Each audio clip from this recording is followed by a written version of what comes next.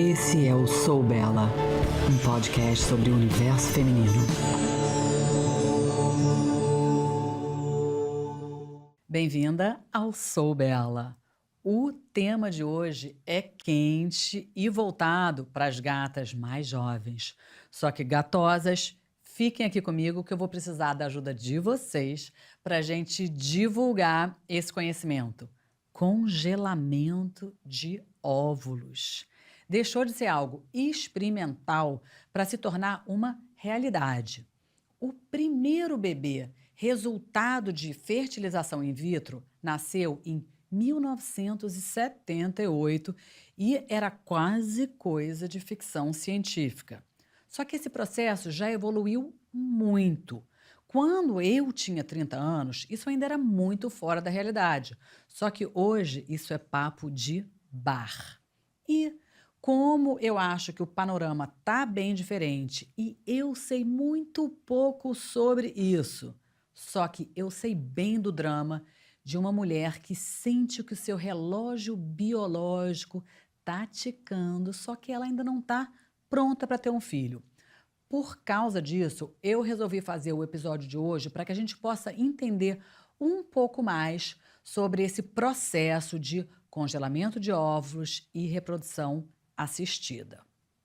E hoje essa mulher pode realmente contemplar uma garantia futura ou contemplar, sei lá, uma produção independente. Então, para isso, eu convidei um dos maiores especialistas no assunto, o Dr. Márcio Kozlowski. Ele é especialista em ginecologia, obstetrícia e reprodução humana, sócio fundador da clínica Primórdia.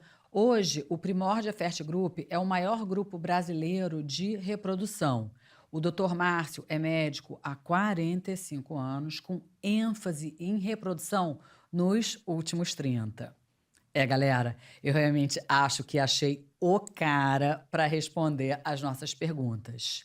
E eu resolvi realmente ir direto na fonte para que vocês, minhas ouvintes queridas, possam ter as melhores informações para uma decisão consciente nessa decisão difícil. O meu objetivo é realmente trazer clareza para todas as mulheres sobre as opções reais, limitações, custos, segurança, para que vocês possam fazer escolhas realistas baseadas em informação de verdade, porque às vezes tem muita fantasia, mas também tem muito medo desnecessário.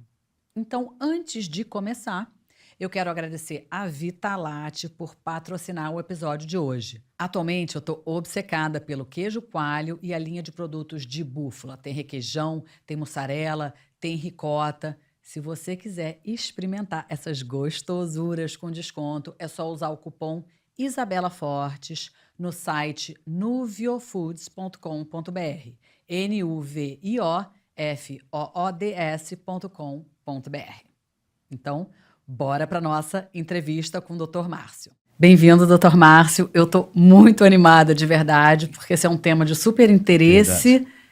E eu sou totalmente ignorante no assunto. Então, hoje vamos aprender muita coisa. Vamos aprender muita coisa. Trocar boas experiências também. Exatamente. Então, eu queria falar disso que, para a minha geração, isso ainda era ficção científica, né? Eu me lembro capa da Veja, bebê de proveta, que deve ser até um termo que hoje em dia é politicamente incorreto, né? Isso do início. Então, para ter uma linha de tempo, a primeira bebê de proveta do mundo foi a Louise Brown, que nasceu em 1978 na Inglaterra. E os dois médicos, um médico e um biologista que fizeram a Louise Brown, ficaram muito famosos. Na época eles levaram pedrada de todo o meio de comunicação, da igreja, de outras religiões. Mas depois, com a compreensão de que aquilo era um marco, eles ficaram muito famosos. E por coincidência ou não, por idade também, eu conheci a Louise Brown, tive com ela várias vezes em congressos europeus, e conheci o próprio Bob Edward, que era o biólogo principal. Hoje essa história ficou... no nível cinematográfico, existe um filme que chama Joy, que passa no streaming, na Netflix, a propaganda do filme. O filme é lindinho, vale a pena ver. E ressalta a presença de uma enfermeira dos três, que essa enfermeira eu não conheci, obviamente. Essa enfermeira morreu muito cedo, com 39 anos, fizeram um filme em homenagem a ela, mas a história está toda lá, com pouca romantização. É aquilo ali mesmo, no início, Era heróico o negócio. E agora, Então, a minha geração não viveu muito isso. Eu já estou na casa Isso. dos 50. Sim. Só que eu comecei a conversar com as meninas mais jovens e era um tema meio recorrente e eu achei que ia ser super relevante Isso. para o podcast. Eu falo muito de menopausa. Sim. Então, Tá na sequência aí da história. Né? exatamente. Claro. E o papo fertilidade, né, ou infertilidade, quando começar a pensar nisso, muitas mulheres aos 30 ainda acham que ainda estão muito jovens para pensar, mas aí aos 38, de repente, acham que já estão muito velhas para qualquer outra coisa. Verdade. Então, se a gente tivesse que pensar também numa linha de tempo, obviamente, sobre fertilidade, Sim. quando, independente da gente fazer qualquer congelamento ou pensar nisso, de fertilidade mesmo naturalmente, quando somos mais férteis e quando começa o declínio real? Vamos lá, vamos lembrar um pouquinho das nossas mães e nossas avós. Não sei muito longe, não. Vamos nas mães e avós. As nossas mães provavelmente não estiveram na casa dos 30 anos ou um pouco menos. 20 tá? no meu caso. Exatamente isso. É mais comum entre 25 e 28 no máximo, nossas mães. Nossas avós, muito menos. Nossas avós casavam-se com 19, 20 anos e com frequência voltavam grávidas da lua de mel, mesmo porque não tinha anticoncepção, né? Então era bem fácil voltar grávida disso. Então, na linha do tempo, a gente começou a adiar a gravidez para 30 anos, quando as mulheres começaram a estudar, foram para a faculdade, ou foram querer trabalhar, fazer carreira, ficou 30 anos. Depois, eu peguei tudo isso, peguei a clínica de reprodução pegando gente de 30 anos para fazer tratamento, porque por motivos outros, mas com 30 anos. Depois, pulou rapidamente para 35 anos a expectativa do primeiro filho, e hoje, lamentavelmente, porque é mais difícil, fomos para 40 anos. Tá? Então, a expectativa de gravidez para muitas mulheres é depois de 40 anos. E isso virou um problema de saúde pública em vários países, inclusive da Europa, particularmente naqueles países nórdicos lá, Suécia, Dinamarca, Noruega, Finlândia, por aí vai. Ficou tão importante isso que esses países todos pagam um tratamento de fertilidade para qualquer mulher na faixa de 40 anos para ter o primeiro filho. Poxa. O que eles estão dizendo é o seguinte, por favor, tenham filhos. Suequinhos, tenham dinamarquesezinhos, que está acabando a população. Tá? Então, o fato de adiar a gravidez dificulta, certamente, pelos motivos que todo mundo já sabe, eu vou passar de novo por eles, tá? Mas, assim, o tempo é sempre um eterno inimigo da reprodução e da vida fértil das mulheres. Dos homens também, tá? Não vamos tirar... eu vou botar eles na reta hoje um pouquinho também. Os homens não passam incólume por isso, não. Os homens têm situações já diversas que o passar dos anos trazem. Então, vamos lá, vamos voltar à tua pergunta básica. Então, assim, abaixo de 30 anos, quase todo mundo vai funcionar muito bem, tá? Mas o pique da fertilidade com 30 anos já se foi, viu? O pique da fertilidade é com 20 e poucos anos, 20, 22, 23. Com 30 anos começa a primeira perda, com 35 anos é uma perda significativa e com 40, estatisticamente falando, é um tombo. Não é uma perda, é um tombo. Você já está correndo atrás do prejuízo, vamos dizer assim. Exatamente. Tá? Então, se a gente pudesse planejar a gravidez espontânea, não imagina a gente com a idade das nossas mães ou a idade das nossas avós. A gente não vai ter mais isso. Mas se pudesse planejar, seguramente era pouco depois dos 20 anos e antes dos 30. Tá. Isso não vai rolar mais, está muito difícil rolar isso agora. Ainda tem umas abnegadas que conseguem isso, mas vai ficar cada vez mais difícil. E de 30 a 35 anos começa a perder, começa as primeiras perdas. Então, no que a gente está conversando agora, qual seria a melhor idade para congelar óvulos? Quanto mais cedo, melhor, certamente, mesmo que não use, que use muito mais tarde, mas quanto mais cedo, melhor, em número e em qualidade. Mas nessa faixa que vai de 30 a 35, a gente obtém ainda grandes resultados, tá? Justifica. Depois disso, cada um é um tipo de ovário, responde melhor, vai ter mais óvulos.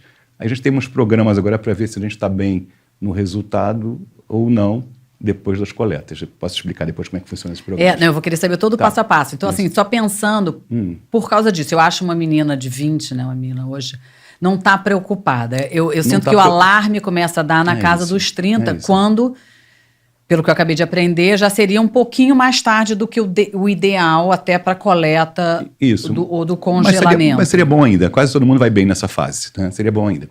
Hoje, se o ginecologista comum ou o ginecologista com uma pegadazinha em fertilidade, ele tem à sua disposição dois exames que podem mapear essa história, se a gente está longe, se a gente está perto, se a gente já está perdendo ou não. Tá? Então, basicamente, a gente tem um exame de sangue, que chama hormônio antimileriano, que eu acho que quem tem 30 anos já deveria pensar em fazer isso, pelo menos uma vez.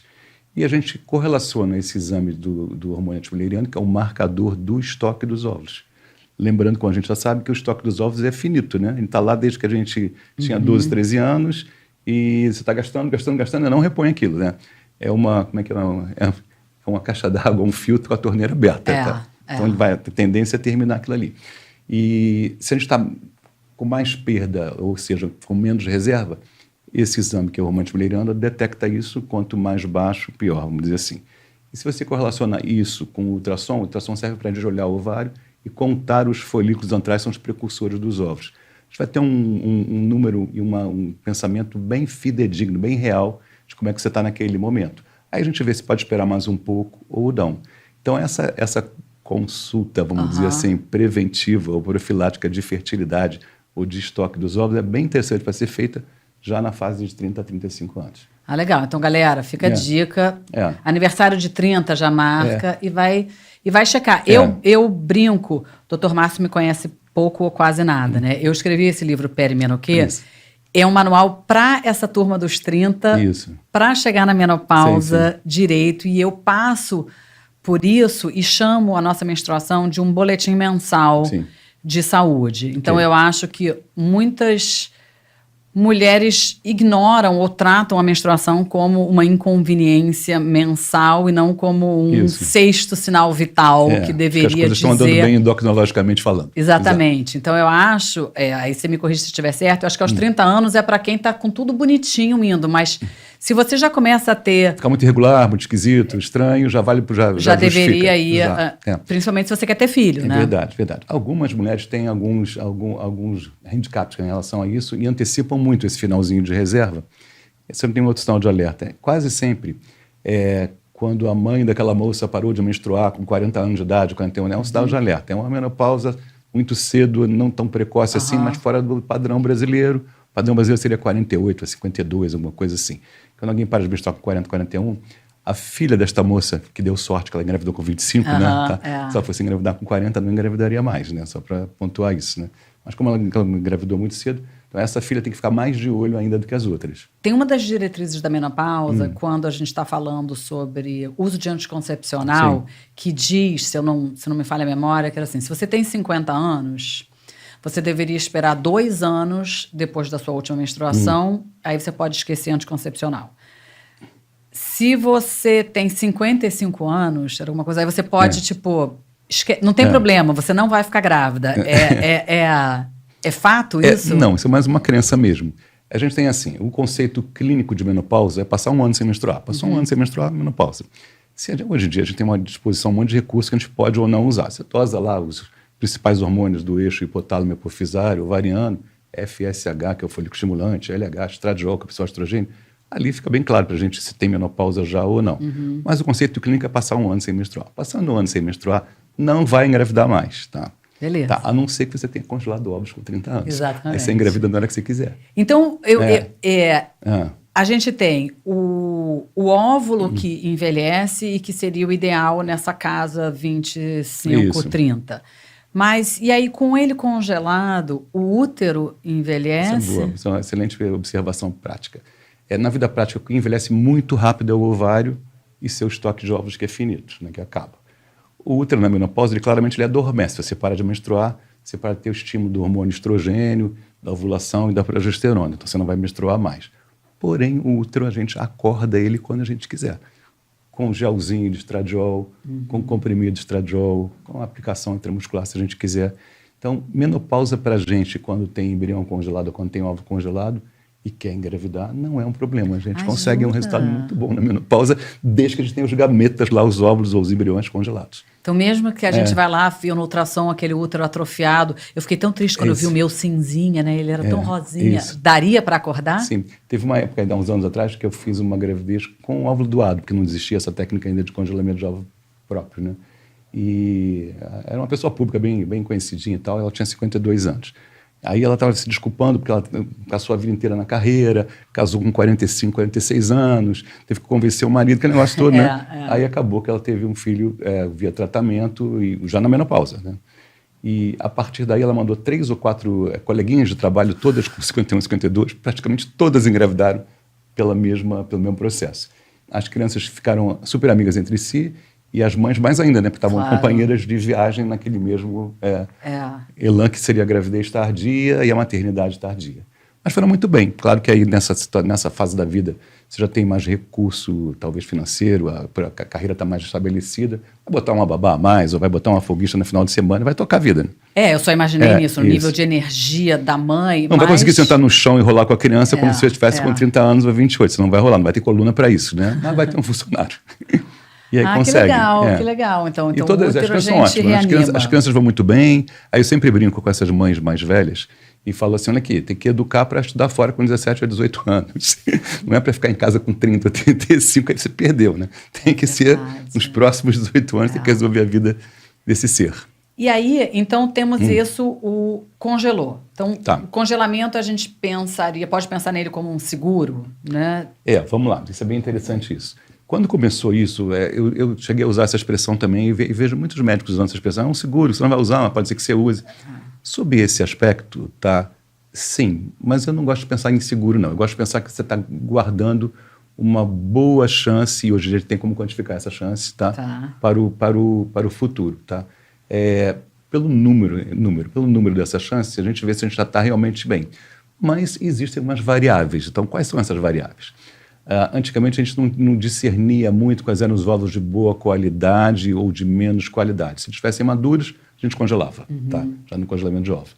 Hoje a gente consegue, com inteligência artificial, com critérios de embriologia, saber quais são os melhores ovos daquela moça. Você congelou 8 ovos, aí você consegue dizer quais são os melhores. Aí a gente correlaciona o número com a idade e, além da minha experiência, da experiência da embriologista, vai ter um programa de inteligência artificial que se chama Violet, que manda um número. Esse programa, eu às vezes concordo com ele, às vezes não concordo. Que bom, eu adoro discordar da inteligência artificial para fazer a gente mais humano. Eu não aceito aquilo como se fosse uma seita ou um mantra, não. Então, eu às vezes acho que ela foi muito bem e a inteligência artificial fala assim, foi bem, mas não foi ótima. Então, eu tive agora recentemente um caso assim, uma moça congelou, eu achei que ela foi muito bem, e a inteligência botou ela como abaixo da curva da idade dela, do que deveria. Ela tinha uma chance lá de 60% de ter um filho com aqueles ovos, não é uma chance baixa, a chance alta. 60% não nascido vivo, em casa já. O programa dá isso. Entendi. Mas por que a gente não pode confiar 100% nesse tipo de coisa? Existe uma coisa óbvia, né? Existe a qualidade do embriologista, a qualidade do laboratório e, vamos falar um pouco mal dos homens, a qualidade do espermograma ou do sêmen do futuro marido ou daquele marido daquela ocasião. Por que isso? Os homens pioraram muito, Não foram só as mulheres que se atrapalharam na parte reprodutiva, os homens também. Provavelmente por estresse, por álcool, por cigarro, por droga recreativa, seja lá o que for, piorou muito, Então, se você compara, existe trabalho sobre isso, espermograma da década de 60, 70, 80, 90, 2020, só faz assim, né? Diminui o número, diminui motilidade, diminui formas normais. Então, se pegar um marido, vou falar uma coisa horrível agora, temos dificuldade para isso, com um espermograma muito ruim, ele é plenamente capaz de estragar seus óvulos todos. Então, o que você tem que criar? Você tem que criar uma metodologia, a gente já criou isso, já está em prática. A gente não descongela os ovos. Primeiro faz um espermograma, depois ele colhe uma segunda amostra para fazer a fertilização. E se o laboratório falar, a amostra não está boa, não descongela. Vai tratar, vai tomar um monte de antioxidante, antibióticos, se for o caso, indutor de espermatogênese, e volta numa outra ocasião. Então não tem que ter pressa o assodamento para fertilizar. Se o material masculino está ruim, não faça. Vamos ter um bom resultado. Você até falou perguntas que eu ainda não tinha pensado. Então, a mulher tem os óvulos finitos, mas o homem produz espermatozoide até morrer tecnicamente. Mais ou menos, Então, vamos lá. Então, é isso mesmo. O homem tem o testículo, no testículo tem duas células lá, Sartori e Leydig, que são as fabriquinhas do espermatozoide, vamos dizer assim. Em média, o homem troca de estoque de espermatozoides a cada 60 ou 70 dias. Aí você, num raciocínio rápido e errado, você vai falar assim, bom, então meu óvulo tem 38, 39 anos de idade, que eu tenho 38, 39 anos de idade, sou mulher, E o do meu marido, o espermatozoide mais velhinho vai ter 60 dias, Médio, A fabriquinha vai ficando obsoleta também a cada década, vamos dizer assim. A curva de caída é mais lenta. Mas ela vai envelhecendo também. O que vai acontecer? Apesar da produção, vai diminuir muito a qualidade, o número e as formas normais. Então, a idade masculina pesa, sim. Então, mas a gente fala em congelamento de esperma próprio? A gente não fala porque a gente é bobo, deveria fazer, muito mais fácil, E se eu sou homem, tenho 40 anos, acho que eu vou querer ter filho com 60, congela. Ah, legal. Então existe. Essa tecnologia existe. Só é pouco falada. Sim, a mulher, para congelar óvulos, vai ter que passar pelo caminho, né? Medicação, injetável, 9, 10 dias, mulheres. Progesterona para não ovular, coleta sob a sedação. O homem, tecnicamente falando, ele pode ir lá num dia inspirado, com 3 dias de abstinência, se masturbar lá e resolve a vida, né? Eu tenho várias dessas perguntas disso. Então, a primeira era também um medo... Ainda tem essa alta incidência de trigêmeos, sei quantos filhos, isso não ou não? Mais, a gente já vai bem? A gente vai falar sobre isso. Eu só queria fechar o teu raciocínio lá da história do seguro ou não seguro. Tá. Boa. Então, quando a gente pensa em seguro, você pensa, bom, eu bati com o carro, eu contratei um seguro, o seguro vai pagar aquilo ali, tá? 100% das vezes, garantia. Tá? Não é bem assim não, porque o seguro pode dizer que você foi culpado, que teu carro não estava com a revisão feita, pode dar uma matada, né? Mas assim, em tese, sim.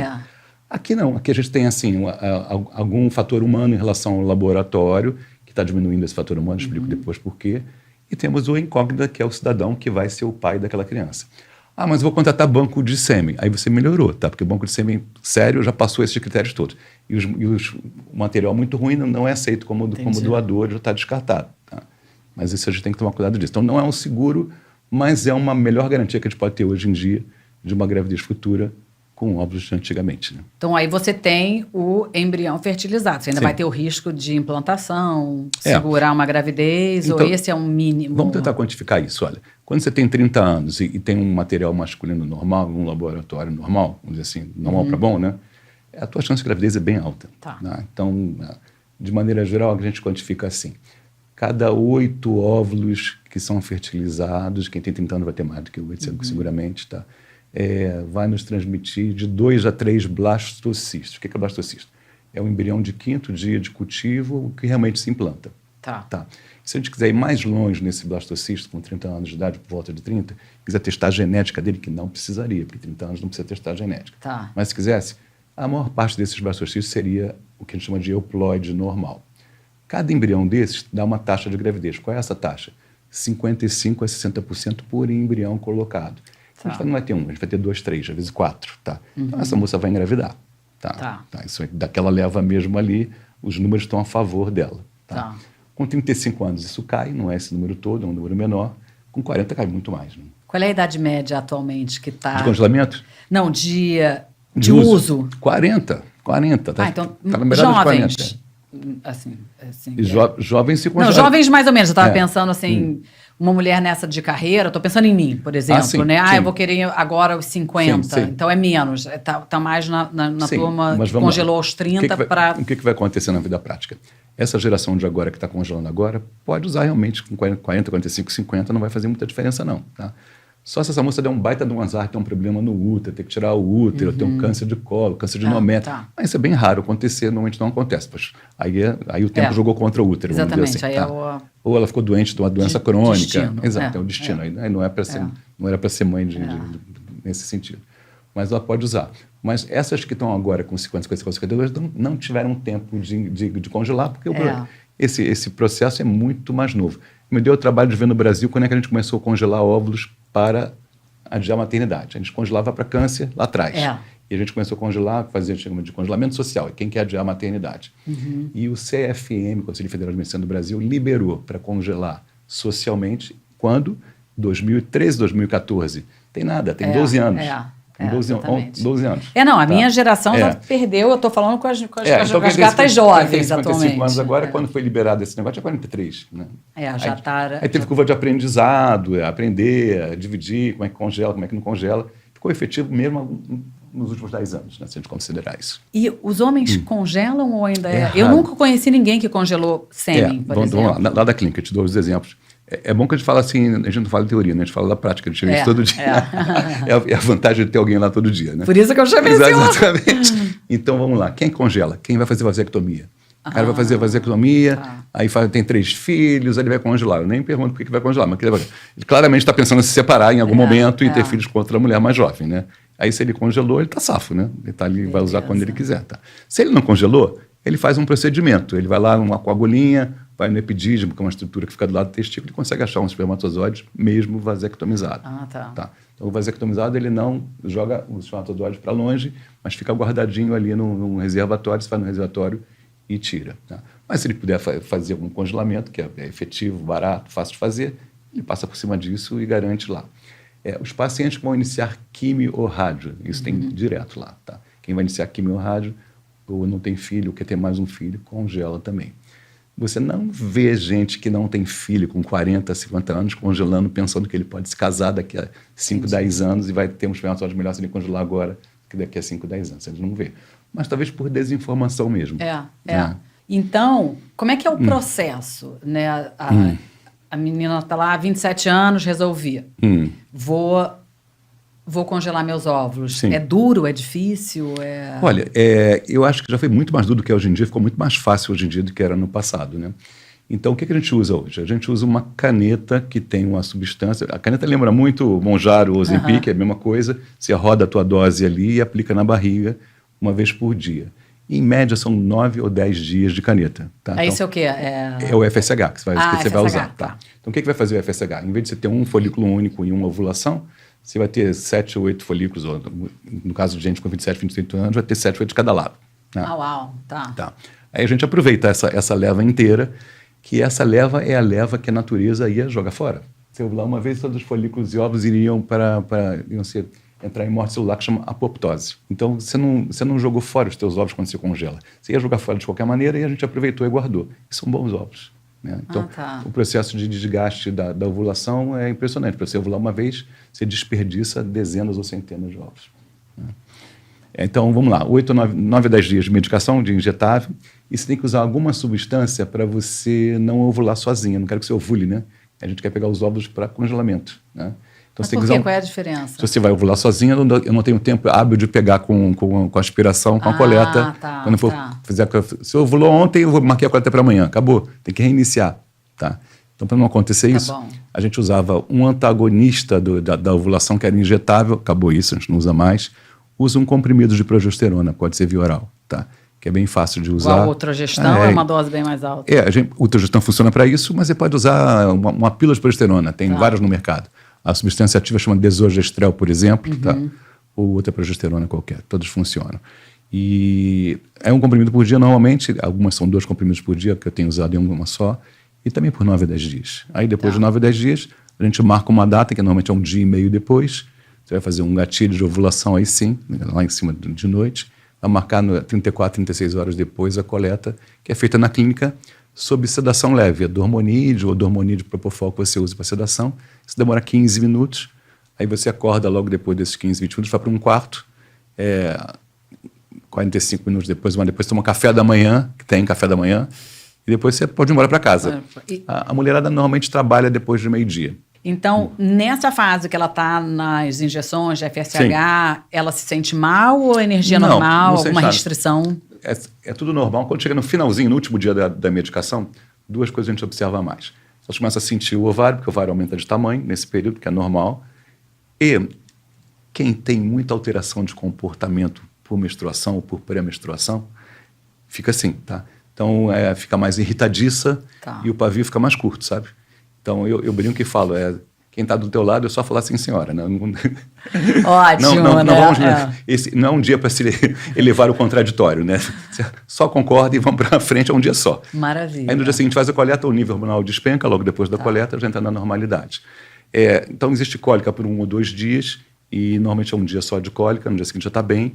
Vai fazer ginástica no dia da coleta e no dia seguinte, mas pode fazer alguns dias depois. E aí, só uma dúvida, esse estímulo que a gente deu, porque agora ela está, sei lá, pelas minhas contas aqui, fez 15 óvulos. Adoraria. Bons óvulos. Sim. Mas então eles são perdidos e aí você diminui a sua reserva, ou seja, ela ficaria mais próxima da menopausa ou não? Não, exatamente o contrário, né? Ela está até com uma garantia de fertilidade que quase ninguém vai ter para um futuro, né? Na vida prática, eu posso tentar explicar isso rapidamente. Toda vez que as mulheres menstruam, o que vai acontecer? Vai sair um hormônio aqui de cima do eixo hipotálamo hipofisado, da hipófise, FSH, hormônio folículo estimulante. Ele vai pela corrente sanguínea, pelo plasma, chega lá no ovário, e ele vai marcar dezenas ou centenas de pequenos folículos antrais, que são as casinhas dos ovos. Tá? Eu estou sendo conservador, é mais do que isso na realidade. O que vai acontecer? Um daqueles vai evoluir naquele ciclo, e 10, 12 dias depois vai ser o folículo dominante que vai dar a ovulação. Tá? E todos os outros que receberam aquela marquinha, aquele imprint lá do FSH, o que vai acontecer? Todos vão entrar em morte celular. Então, se ovular uma vez, você jogou fora dezenas ou centenas. Por isso que acaba, senão não acabava nunca. Tá? Entendi. Se fosse um óvulo por mês, você ia gastar 12 óvulos por ano. Não acaba nunca, ia ficar fértil com 60 anos. Tá? Mas assim, joga-se fora uma porção e o processo é de perda.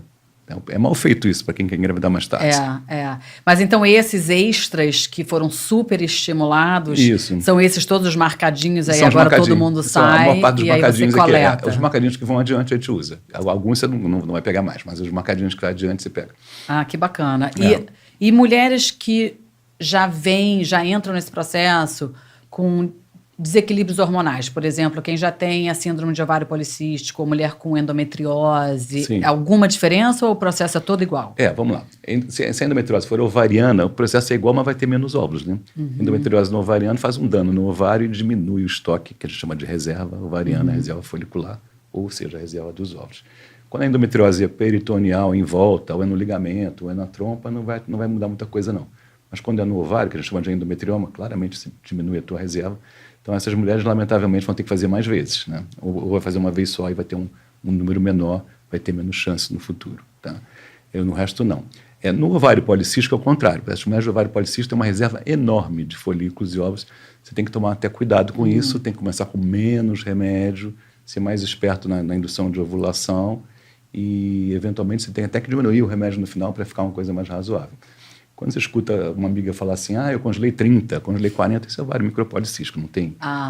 No ovário standard não vai dar isso, não. Tá? Isso é gente que tinha essa reserva dessa maneira. Existe um paradigma aí, tem gente que fala assim, mas o pessoal de ovário policístico vai ter muito óvulo para congelar, vai ter, a reserva dura mais, mas a maior parte não vai servir para gravidez. Isso é uma meia verdade, não é uma verdade verdadeira, não. Tá? Que bom. Se a gente começou com muito pesado na indução de ovulação, teve que diminuir muito no final, talvez realmente tenha uma perda ainda. Apesar do número, a qualidade vai ser menor. Mas se você começou com a dose adequada e foi modulando isso, aí você tem que personalizar, cada uma responde diferente, aí a tendência é ter muito óvulo e a maior parte funcionar para a gravidez. Então aí a parte 1 foi essa, ela escolheu, pegou os óvulos, está lá na geladeira esperando, ela decidiu. Aí agora ela vai voltar a 40 anos, doutor, estou pronta. Isso. E aí? A geladeira não é o freezer, como as pessoas pensam, não. A geladeira é um barril, um botijão de nitrogênio líquido, tá? Qual é a temperatura do nitrogênio líquido, que seria a temperatura do zero absoluto biológico? Menos 200 Celsius. Então, estamos falando que a nevada em Nova York, agora em Chicago, está a menos 30, né? Menos 20, menos 30. Tá? Isso é nada para o óvulo. O óvulo é menos 200. Né? Então, aí você mantém. Quando é que ela vai usar isso, né? Isso é uma questão, né? A gente, quando a gente congela, a gente fica pensando, tomara que use, né? Tomara que use. Já que está aqui, vai. Tá? Então, o que eu vejo? Casamento tardio vai usar, tá? Ou quando nada acontece, a pessoa tem realmente uma vontade de ser mãe, acaba que faz gravidez solo, né? Então, já tive vários casos de gravidez solo lá com óvulos congelados, aí depois de 5 anos, 7 anos, 8 anos. A impressão que a pessoa demorou para se convencer que queria isso, ou, no fundo, tinha uma expectativa de encontrar alguém que pudesse partilhar do mesmo projeto. Minha cabeça até estava isso assim, aí está lá congeladinho. Então, ela está pagando um aluguel mensal, provavelmente, para a nossa geladeira. Barato, isso é muito econômico. Que bom. Isso não custa dinheiro, não. Isso deve custar, para falar em dinheiro de hoje, estamos aqui em 2026, janeiro, tá? Eu acho que as clínicas de reposição normalmente cobram 120 ou 130 reais por mês, mil e poucos reais por ano. Nem cobra por mês, cobra uma vez por ano e vai. Isso não, se você olhar isso, nada, né? Em relação a tudo. Em relação a tudo. O que é caro realmente é o tratamento básico, que já foi mais caro do que é hoje em dia, e os remédios que se usa para esse tratamento são caros também. Então, tem 2 despesas, a clínica e os remédios. E um ponto importante, quando você falou lá de temperatura e tudo, então por isso as pessoas têm que realmente tomar cuidado de achar uma clínica competente, experiente, porque um mole na geladeira que não é geladeira, você perde todo um trabalho. Né? Então, assim, tem vários cuidados, mas assumindo que isso está tudo bonitinho, mas aí ela vai falar, doutor, tô aqui, então ela vai ter 2 opções, né? Ou ela vai ter, tô aqui com o meu parceiro, vamos levar ele ali pro quartinho e resolver isso. E esse parceiro tem que ser um parceirão mesmo, né? Porque ele vai ser o pai de fato, biológico e judicialmente também, tá? Então, ele vai exercer a parentalidade. Não pode pegar o vizinho e chegar lá, gente, isso não funciona. Não pode fazer isso, tá? Tem que pegar alguém que realmente funcione. Ou esquece isso, é produção independente, mais seguro é banco. Então era onde eu estava chegando. Então ela tem meio que duas opções. Sim. Um, o parceiro que seria normal, só não está fazendo na cama, está fazendo no laboratório. Sim. Esse caso mais simples na minha cabeça. Aí tem o caso, vou fazer a produção independente. Sim. Eu conheci 3 no ano passado, por isso que despertou a minha curiosidade. Eu achei Sim. fantástico. Acho que cada um tem que ter a opção que quer, né? Mas aí, como é que é? Esse, para mim, começou a ficar mais minhocas na minha mente curiosa, né? Ela vai lá num banco, isso já é assim... fácil? Temos um banco com cardápio? É isso. Vamos lá. Então, é fácil sim. Ficou mais fácil do que era. Eu tenho na minha sala de consulta uma tela de computador, como todo mundo tem, tá? E essa minha tela está ligada na tela do laboratório da embriologia, que fica no andar de cima. E aí, quando isso acontece, eu falo assim, fulana, me manda as páginas dos bancos de sêmen. Aí a andrologia, que é a parte do laboratório que vê os homens, me manda as páginas atualizadas. Aí eu passo para o e-mail da candidata e falo, dá uma olhada no final de semana, se tiver alguma dúvida, você fala comigo, tá? Mas assim, vou te mandar 2 bancos brasileiros e um banco americano. Você escolhe o que for mais confortável para você. Mas não escolhe um número só, não. Marca sempre 2 números. Porque às vezes, entre você estar olhando, você resolveu, alguém foi na tua frente e levou. Pegou aquele cara. Exato. Então, tem um padrão lá, né? Elas escolhem normalmente o mesmo tipo de etnia, de raça, tá? E tem coisas curiosas. Também se escolhe muito o nível educacional. Tá? Tem gente que fala assim, eu gostei desse aqui porque esse aqui tem uma faculdade, eu também tenho a faculdade. São as nossas transposições, o mental, o emocional entrando, mental. né? Vamos lembrar que aquilo ali é uma célula, tá? E que se nascer na tua casa, talvez seja mais importante a casa que nasce do que a orientação do gameta lá. Se o gameta estudou engenharia ou medicina, não vai fazer nenhuma diferença isso, tá? Se ele nasce na tua casa e você estuda, vai estudar também. Se você trabalha, vai trabalhar também. Ou mais longe, se você gosta de ler, deve gostar de ler também aquela criança. Se você gosta de música boa, vai assim. Se é tudo ao contrário, se você fala errado, vai falar errado também, né? Tá? Isso não tem nada a ver com o banco de sêmen, nem com o que ela escolheu. Mas a projeção existe, mas na hora de fazer a projeção é como se estivesse escolhendo um pai. Exatamente, como se estivesse casando com uma amostra. Imagino que seja. Né? E aí, na minha mente também louca, esse era um cenário que eu estava imaginando, porque eu imagino que existe um perfil, não ideal, mas comum. Tipo, eu e provavelmente o meu círculo, por causa dessa projeção emocional, que a gente vai casar com o sêmen, eu estou buscando o cara que é o garanhão do banco de sêmen. Tá? Aí eu fui lá e eu escolhi ele. Aí a minha vizinha... Então, esse cara pode inseminar quantas mulheres? Que o meu medo era assim, eu tenho um filho, aí a minha vizinha vai ter um filho, eu não sei quem é o doador dela, e aí eles são irmãos. Isso do passado era muito comum, até hoje tem gente respondendo judicialmente para isso. Outro dia apareceu um escândalo desse, um doador da Holanda, que doou para a Europa inteira, venderam o sêmen dele na Europa inteira, o cara tem 100 filhos, é uma confusão mega. De saúde pública é um problema de saúde pública, exatamente. Isso não rola mais não. Então, o que a gente faz hoje em dia? A gente recebe uma amostra e escolheu uma amostra. Aí essa amostra deu gravidez. Eu aviso o banco de sêmen, tá? Sou obrigado. Eu já aviso. A amostra 112 do fulano de tal deu gravidez aqui numa paciente da clínica em Ipanema, tá? Aí eles falam assim, bom, então o que a lei diz, as normas dizem é que pode ter uma gravidez, se não me falha a memória, por 1 milhão de habitantes. Tá.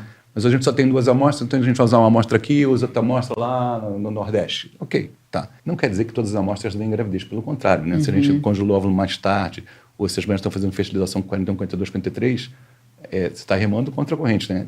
Em geral, não vai dar gravidez, né? Eu ia perguntar isso. Então, nisso, eu já estava até na frente da minha linha de raciocínio, mas existem essa faixa de mulheres que vai coletar, mas que o percentual de sucesso a gente já sabe que é baixíssimo, mas ela está gambling assim mesmo. A gente avisa, claro. Então, assim, não tem nada de errado em congelar com 40 anos, desde que tenha ainda óvulo para congelar. Mas você fala, olha aqui, na hora da fertilização, o que vai acontecer? A maior parte desses óvulos não vai funcionar, que vão virar embriões, não vai funcionar para a gravidez. A gente tem como saber. Nesse caso, a gente vale a pena fazer embrião e quando os embriões estiverem lá no 5º dia de cultivo, vale a pena testar a genética, porque você tinha 40, 41 anos quando você congelou. Aí o que você vai ver? Que cada 4 embriões, um vai ser normal.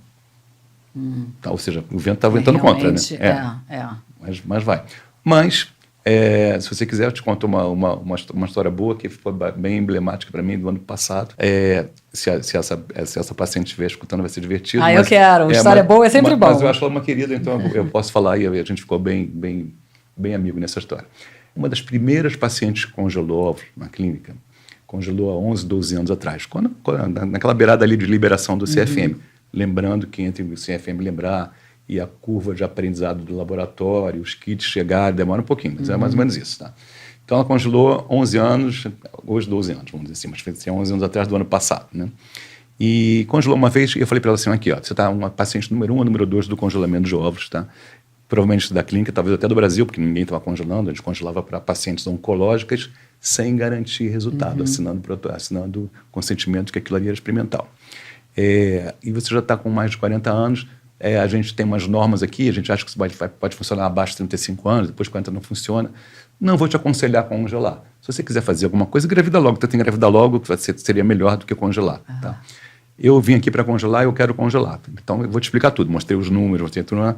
É isso mesmo que eu quero. Tá bom. Aí botei, assina aqui, assina consentimento disso, consentimento daquilo, assina que você foi orientada e parará, e vamos fazer. Tá? Resumindo, fez. A gente congelou 6 ovos, que não foi ruim para quem tem 40, 48 anos, foi razoável. Congelou 6 ovos. Bom, tá? Guardados. Quando ela tinha 41 anos. Então, passam-se 10 anos dessa história, ou 11 anos dessa história. Ela marcou consulta no final de 2024, tá? Marcou uma consulta lá, tá? Olhei lá na frente. Tá trocando sistema, não estava com ficha, não sei o quê. Eu lembrava dela, mas eu não sabia o que era, eu estava sem acesso aos dados dela, né?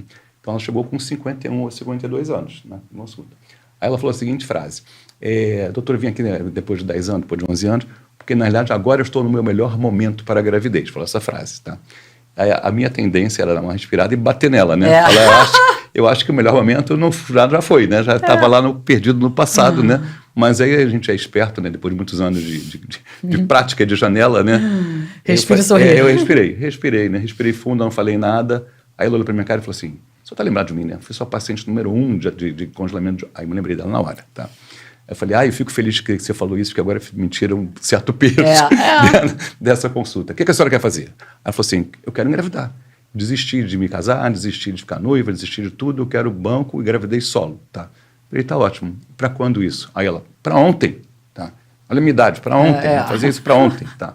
Aí eu falei, bom, então vamos precisar de banco, vamos resolver isso aqui. Aí peguei, botei lá, mostrei para ela, falei, vamos escolher aqui agora. Doutor, eu não consigo escolher sozinha, eu queria que o senhor escolhesse por mim, tá? Aí eu falei assim, eu falei, assim, é muita responsabilidade, vamos escolher juntos, tá? Eu te ajudo nesse negócio. O que você quer? Quer alguém que é esportista? Quer alguém que tenha estudado? Você quer alguém mais alto? O que você quer? Não sei, tá? Aí eu falei, então eu vou simplificar. Eu acabei de ler aqui um cidadão que é muito parecido consigo, cor de pele, cor de olho, cor de cabelo, tá? Mas tem 10 centímetros mais, tá bom assim? Tá. Ela falou, está ótimo. Clicamos em cima. Gente, decidido. Eu ia ficar horas analisando os cidadãos. Clicamos em cima. 2 semanas depois, estava o material lá na clínica, ela me liga. O material chegou. Tá? Falei, o que você quer fazer? Eu quero fertilizar. Falei, tá ótimo. Então, comando para o laboratório, fertiliza os ovos, descongelou, fertilizou. E dos 6, 5 sobreviveram bem, 4 viraram embriões e 2 chegaram naquela etapa de blastocisto, que são os que dão gravidez, que é um excelente resultado. Aí eu liguei para ela e falei, olha, tem um perrengue aí, me lembrei agora que quando você congelou, você já tinha 41 anos, tá? Então, em vez vale a pena a gente fazer genética. Aí a gente fez genética dos 2 embriões, tinha um menino, que era sexo, né? Tinha um menino com problema, tá? E uma menina geneticamente normal. Aí eu falei assim, ó, tem uma boa pra gente colocar. Vamos colocar, mas umas 2 semanas depois a gente colocou, engravidou de cara, tá? E a criança já nasceu, tá? Então a criança nasceu, tá, provavelmente já está com 52 e a criança tem 1 ano agora, tá? E ela me manda fotografia, a cada 3, 4 vezes manda fotografia da minha, uma menina, né? Linda menina, e a cara dela igualzinha. Muito tá? bom. Aí você fala assim, legal. pelas normas, tá? Não se deveria congelar depois de 40 anos, porque o estado é pífio, essas pessoas têm que ser avisadas, estamos enganando os pacientes, porque é melhor ter condenado. Não é nada disso, tá? E a gente demora para aprender isso, né? Que tem as regras, tem as coisas de boa prática, mas não se pode rotular de ninguém como impossível para engravidar, ou que está fazendo fora de tempo, porque a gente tem boas exceções.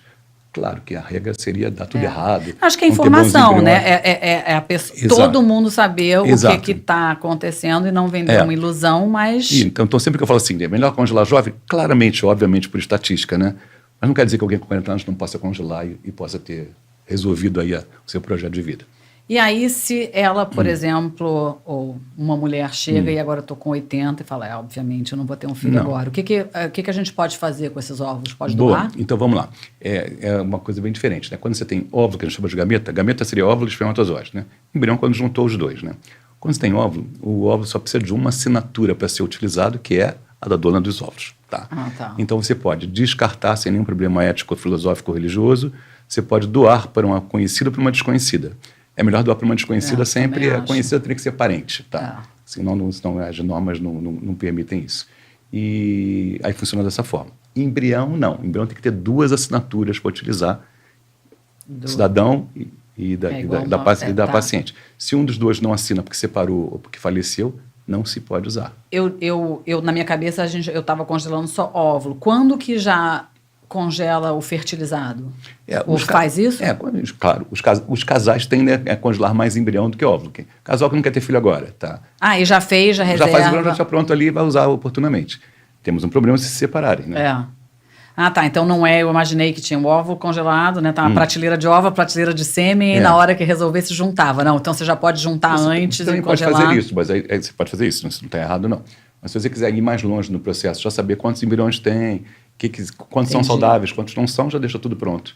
Pensando que o casamento vai durar, né? Você não está brigando com o cara metade lá e querendo ter um filho com ele, porque aí não funciona. Então, uma das minhas perguntas que eu estava nisso é bom falar, a gente já falou um pouco disso, né? Mas que ainda cai muito na mulher, a infertilidade ainda é um problema feminino, aí os homens, só depois que a mulher já passou por tudo, ele vai lá ver se o problema era ele, não né? É mais uma realidade total, não. Pelo contrário, né? Os homens estão piorando a olhos vistos, né? Então, percentualmente falando, se existisse isso em fertilização... Olha, deveria ser... Meio? Deveria ser 40 causa masculina, 40 causa feminina, e 20% os 2, ou uma parte desses 20% sem causa identificada. Tá, e aí eu lia uma coisa que falava... Isso é totalmente viagem, mas eu estou no fact-checking com você. Que era um esperma mais velho seria mais responsável por índices de autismo. E um óvulo mais velho seria mais responsável por Down. Isso tem alguma verdade nisso? Tem alguma verdade. Não. A incidência, no caso do óvulo, a incidência do síndrome de Down aumenta progressivamente com a idade da mãe. Então, 20 anos já é, sei lá, 1 para 5 mil, 2 mil, tá?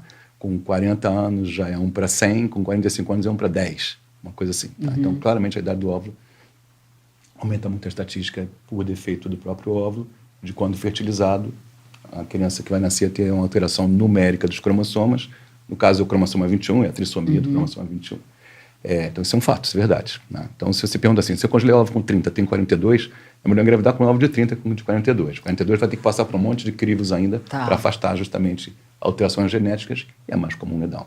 Né? No caso do autismo, a gente tem autismo em todas as idades. Tem casal jovem com filho autista, mas parece que tem um ponto aí com sêmen de homens mais velhos, seriam homens acima de 60 anos de idade, existe isso. No Congresso Europeu de Paris, que foi ano passado, que foi julho, agosto, teve um dia praticamente quase inteiro sobre autismo. E o autismo está difícil, mas porém não impossível de ser detectado antes. Tá? Por que é mais difícil? Porque em vez de ter um cromossoma ou um gene só de predisposição, ele é multigênico, ele depende de 7, 8 interações erradas para dar isso. Né? Então, dessas 7, 8 interações erradas para dar a criança autista, já estão identificadas, sei lá, 6, tá? Falta 1 ou 2. Né? Muito então breve. A gente já está bem. Então, na fita. Nesses testes que você faz do embrião, a gente já conseguiria medir alguma coisa. Em algum momento já vai conseguir fazer isso. Tá? E parece que não vai demorar muito, não, pelo que eu vi de nível de pesquisa nos próximos anos. Que legal. Acho que eu não te perguntei alguma coisa que seja importante da gente falar. Isso. Todo mundo pergunta quanto custa, preço, não sei, tudo mais, né? Isso é uma pergunta assim, já foi muito mais caro do que é, certamente. Hoje em dia você consegue dividir, você consegue fazer alguma coisa que seja custo efetivo. Ainda é muito caro, ainda não é para todo mundo, mas tem uma coisa que você não perguntou que eu vou te falar. Nos Estados Unidos, e agora começou no Brasil, algumas empresas enormes estão oferecendo para as suas funcionárias... como é que chama aquilo? Fringe benefits. Coisa assim. Benefício, igual plano de saúde, a possibilidade de congelamento. Tem um lado bom que as meninas estão congelando. Eu atendi 2 brasileiras que moram na Holanda e quem pagou o tratamento foi o Uber. Elas trabalham no Uber, na central lá do Uber. O Google faz isso também. Google, Uber, Microsoft, Amazon, uma opção. Eles não querem que a mulherada saia para ter filho, né? Aí eu ia te falar isso. Eu acho que estão pagando para fazer um bonito, né? Mas, por outro lado, eles pensam assim, tomara que não use, né? Exatamente. Mas vai ficar aí. Bom, vamos tentar ver o bom na humanidade, isso seria legal. E aqui no Brasil, não vou falar os nomes ainda, mas tem um grande escritório de advocacia que já fechou um acordo com a gente de pagar para as funcionárias, que é uma opção de advogadas, e uma outra multinacional que também já fechou com a gente. Quer dizer, isso vai chegar em algum momento, tá? Então, esse custo vai ser coberto, não pelo seguro-saúde ainda, mas pelas próprias corporações onde essas mulheres trabalham e a causa do adiamento da gravidez. Né? É um pouco culpa deles que botam a mulher para trabalhar e não, pois é, tem não todo esse jogo, é difícil mesmo, a gente vive muito mais tempo do que vivia antes, então é comum querer ter filho. Eu acho que tem vários questionamentos além do só o biologicamente, né? Nível de energia, tipo, você vai ter um filho aos 60 e você vai morrer aos 80, essa criança vai ficar 20 anos com mãe. Tem que educar para sair de casa com 18 anos. Né? Pois é, foi o que você tinha dito. Então, eu acho que é a gente saber todas as informações, claro. Então, ainda é caro, mas já possível, porque realmente, na última vez que eu olhei isso, tem 10 anos atrás, quando eu estava saindo da minha segunda especialidade, ainda era uma coisa, assim, muito cara e com um índice de sucesso baixo. Funcionava muito pior do que funciona hoje, claro. E aí, então, para as mulheres que se empolgaram, que cuidado, quem que a gente procura, lógico, vai procurar você, mas assim, o que é, tem o Brasil inteiro, o que são red flags e o que ela realmente tem que ficar ciente para fazer uma escolha num laboratório reputável, num médico que saiba o que está fazendo, que é um processo delicado. Então, vamos lá, como é que a gente chama isso? Mensagem para levar para casa? Tem como mensagem para levar para casa. Eu acho que as mulheres na faixa de 30 a 35 anos deveriam necessariamente tomar consulta de preventivo ou de exame de mama, fazer os testes de reserva ovariana, ou seja, os testes de estoque de óvulos. Tá bem na fita? Está com o estoque que deveria para aquela idade? Não precisa se preocupar tanto assim. Já começou a cair, é uma luz amarela legal. Tá? Um exame fácil de fazer, um exame de sangue, e correlaciona esse exame de sangue com ultrassom transvaginal, não é difícil de fazer. A gente fica sabendo se a gente está bem, se a gente pode realmente esperar, ou se já aconteceu de começar a cair, aí você tem que se preocupar e correr atrás. Então, você não vai ter uma surpresa lá na frente, porque ninguém me avisou que podia acontecer isso, você já fica sabendo isso por 30 anos. Não precisa estar casada, não precisa estar namorando estável, faz isso e vê como é que você está, e você vai. Tá? Como é que você escolhe clínica? Clínica você escolhe por perfil técnico, que tem que ser... eu vou falar aqui a meu favor, mas não a meu favor, pensando em termos de clínica. Né? Uma clínica mais antiga, vamos dizer, mais estabelecida, já passou por tudo, né? Todas as etapas de treinamento, de embriologista, dos melhores meios de cultura, dos melhores equipamentos. Normalmente está mais bem de vida em termos de dinheiro, com capacidade de trocar tudo o tempo todo, né? É diferente de uma clínica que começou ontem e que o cidadão lá investiu a vida, coitado, ele merece ter sucesso, tá? Mas não é a mesma coisa, infelizmente. Lembra que isso é um projeto de longo prazo, tá? Outra coisa, essa clínica tem que ter uma sucessão, não pode ficar dependendo de um médico só, tá? Se você congelou o óvulo comigo e vai usar daqui a 10 anos, não tem obrigação de estar vivo ou trabalhando daqui a 10 anos, tá? Então tem que ter alguém no meu lugar que faça a mesma coisa que eu faça, que tenha sido treinado pela clínica e que responda por nós. Então a gente tem que ter uma equipe. Um grupo. Não procure por um médico só, procure pela equipe que está lá. O médico pode ser muito legal no processo, mas lembra que pode ser que daqui a 10 anos você use um outro médico daquela mesma clínica para isso. Tá? E por último, existe um processo de certificação, existe uma rede latino-americana de infertilidade que certifica as principais clínicas do Brasil. Essa pega do México para baixo, vamos dizer assim. Tá? E eles visitam a clínica, todas as maiores clínicas visitam e atualizam esse certificado. Eles pedem, isso aqui tem que trocar isso aqui não está bom, isso aqui não sei. Você vai lá e obedece. Mas na vida prática, essas clínicas mais estabelecidas já sabem o que precisa, já não precisam deles, gente, já fazem isso. Na visita deles é só para carimbar, né, que tá tudo direito. Né? Então, esses são os macetes. Legal. Não é muito diferente de escolher um cirurgião plástico ou escolher um cirurgião. Né? Não seguir pelo Instagram, né? Seguir por uma coisa mais... É uma coisa mais estabelecido, mais experiência. E você tocou num ponto que eu também não tinha pensado no meu radar, que é o de sucessão. Porque o que eu tenho de paciente hoje que chega e o ginecologista morreu. E aí elas... Fica solta, coitadinha. Fica solta, né? Não tem histórico, não tem... Tinha um vínculo com ele, então, isso de sucessão é uma coisa, até porque isso é de longo prazo. Então, nossa responsabilidade como clínica, se que a gente quer continuar, e a gente quer treinar a gente para que... Hoje a gente tem uns 4 ou 5 pessoas treinando lá. Muito obrigada. Eu estava louca por essa entrevista e eu aprendi Muito. Isso. Foi um prazer também, sempre que dispor.